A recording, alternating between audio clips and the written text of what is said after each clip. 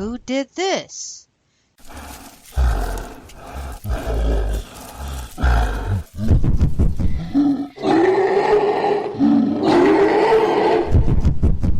Join Spider and myself, Shells, on Let's Talk About the Music on August 10th at 8 p.m. Pacific Standard Time and find out. This is very intriguing. I wonder who did this.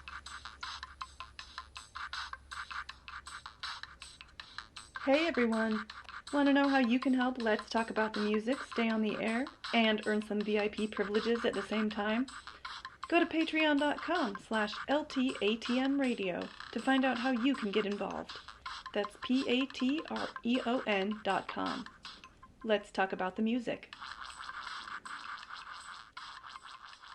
Hi, this is Mirko Filacchioni from Rome, Italy, and you're listening to Let's Talk About Music.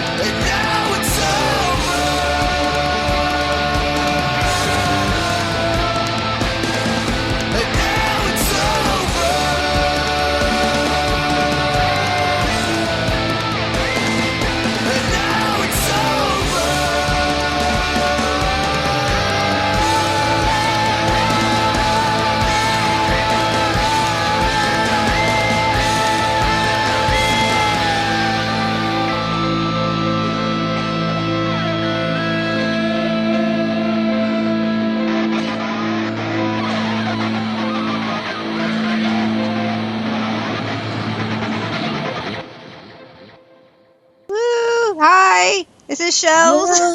Yay! Oh, this is Let's Talk About the Music with spells and curses. What's up? Yes. And I'm Shells. I'm here in Tacoma, Washington. Google it. Where's my drink? vodka? Yeah, we got Arnold involved with the drinking game. Now, what are you drinking anyway, Arnold? Clear substance. I cannot specify the name. It better not be rum. I'd be so upset because I can't have rum. No, it's definitely not rum. I'll give you a clue. I have Russian heritage, so. Oh. Okay. As long as it's alcohol, I guess. Yeah. Hey, I'm usually sucking down coffee like nobody's business, so, it's a change of pace. Mm-hmm. Wow, okay. And he's Spider. Also. I sure am, last I checked. Yep. And so... things change, but, probably not me just yet.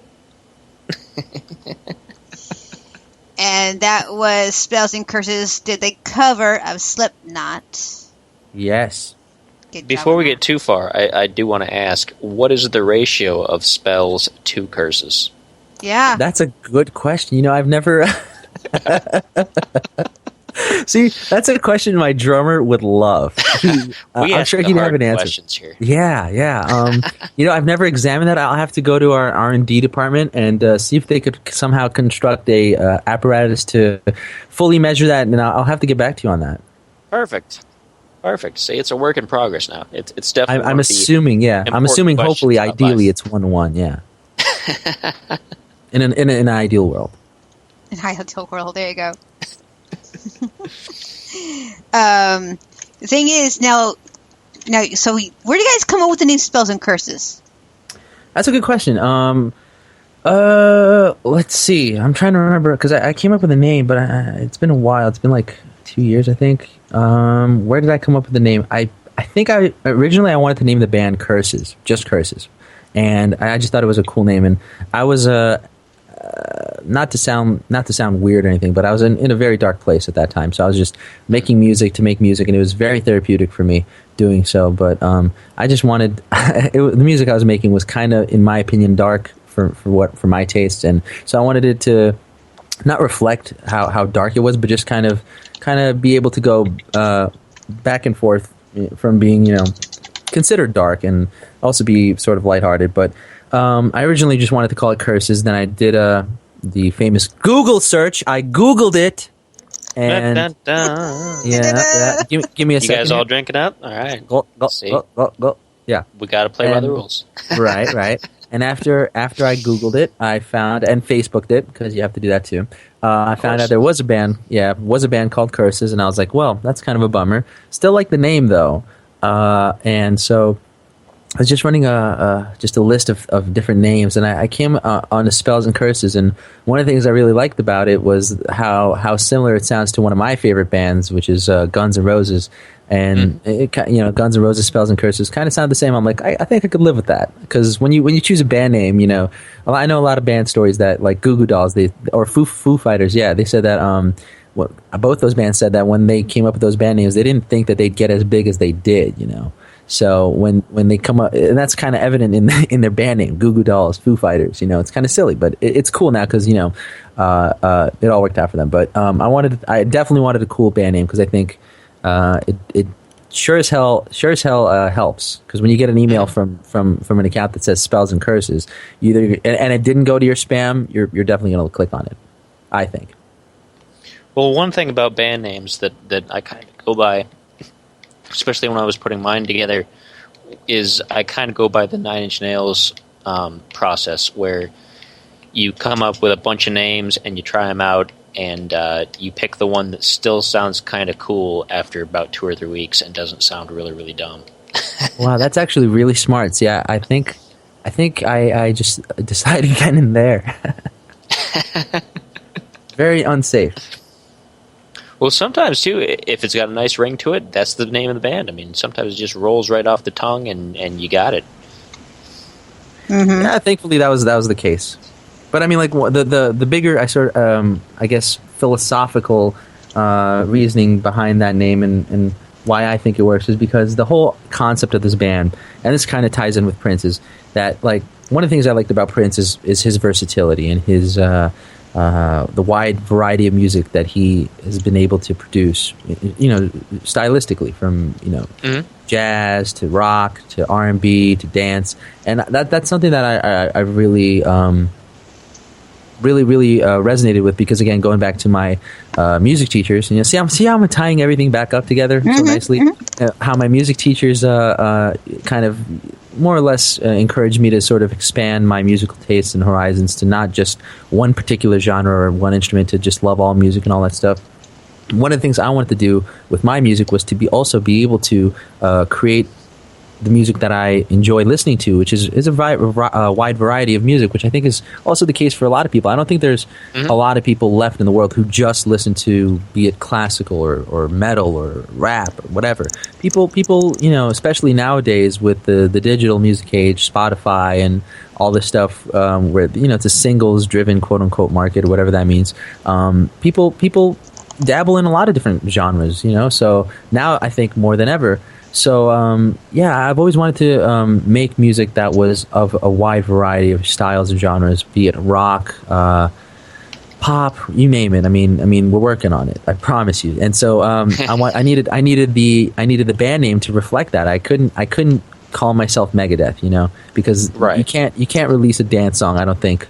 Actually, no, screw that. If Megadeth releases a dance song, that's freaking incredible. I would be the first one listening to that. That would be incredible. Well, you know that Waylon Jennings, the country singer, and his son Shooter Jennings put together an industrial album. You're kidding me. I am not. I have a copy of it. Could we get a link of this? Because I need to hear this. Oh yeah, I'll put it in the chat room. It's absolutely awesome. Wow. Let me do a quick YouTube search here. And while you're doing that, you guys, anyone who's brand new in the chat room, put your questions in the chat room, and in a little bit we will actually go through them all and ask Arnold any kind of questions. It'd be fantastic. Ask me all your questions, children. Yes. I'm here for you. Now, I want to go back to your teachers. I wish my teachers were like that, because I didn't have that experience. And maybe even my art teacher, because she was influenced, trying to get me involved with more of my artwork and the drawing.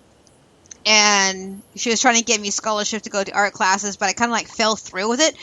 But she didn't continue on with it, and she didn't encourage me to continue. Don't give up. Keep doing it. And so, well, see, sorry to interrupt you, but I mean, my art teachers wouldn't do that either. They wouldn't. They were not there to hold your hand and force you through it, because I think after a while in the public school system, and this is probably for teachers in general, they kind of see who has that fire and who doesn't. And if you don't want it, they're not going to waste it. At least my teachers, they wouldn't waste their time with you. They wouldn't. If you want it to be cultivated, if you want it to develop your talents, if you want it to be serious about really taking the craft seriously, they're there for you, and they'll open the treasure chest of their knowledge to you. But if you're not gonna show them that you're serious about it and you're gonna work for it, they're not gonna waste their time. I mean, that it's just more work on their part. Right. I think I wish in a way that they actually did take that step in and help it through it. I've probably gone farther, but that's just me looking at it in different perspective.